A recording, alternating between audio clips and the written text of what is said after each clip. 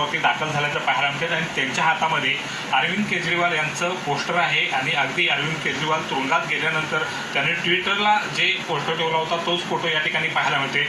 Gel का जवाब vote से अशा पद्धतीचं त्यावरती उल्लेख लिहिलेला आहे आणि या ठिकाणी पाहायला गेलं तर सभा मोठ्या प्रमाणात या ठिकाणी शक्ती प्रदर्शन होईल अशा पद्धतीचं नियोजन आहे ते या ठिकाणी करण्यात आल्याचं पाहायला मिळते। BKC मैदानावरती खुर्च्यांची अरेंजमेंट आहे ती केलेली आहे आणि झेंडे सर्व महाविकास आघाडी आणि इंडिया आघाडीचे या ठिकाणी लावल्याचं पाहायला मिळते। खुर्च्यांची अरेंजमेंट मोठ्या प्रमाणात दिसून येते।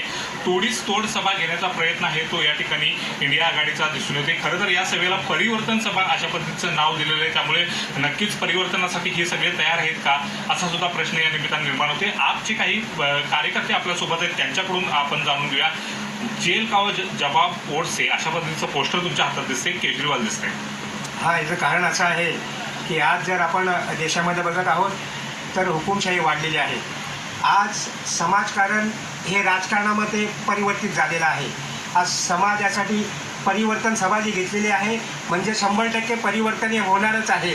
कारण ही लोकशाही जी आहे हे सरकार जे दाबू पाहत आहे। तुम्ही पाहत आहात की आमचे अरविंद केजरीवाल यांचं काही गुन्हा नसताना त्यांना जेलमध्ये त्यांनी टाकलेलं आहे। त्याचं कारण एकच आहे की या राजकीय परिस्थितीमध्ये त्यांना आत टाकल्यावरती त्यांना त्यांचा फायदा होईल, परंतु त्यांना फायदा न होता त्यांना त्यांचं नुकसानच होणार आहे।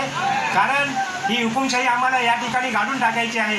यासाठी अरविंद केजरीवाल आज मुंबईमध्ये येणार आहेत आणि संपूर्ण या सभेला मार्गदर्शन करणार आहेत। आज बघत आहात तुम्ही तर देशामध्ये महागाई काय वाढलेली आहे, महागाई, बेरोजगारी आहे।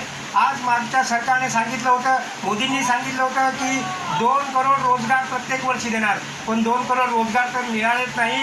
परंतु महाराष्ट्रातले उद्योगधंदे हे गुजरातला गेले। महाराष्ट्रातला तरुण हा उद्धव ठाकरे, शरद पवार हे सुद्धा या सभेला संबोधित करणार आहेत। नेमकं काय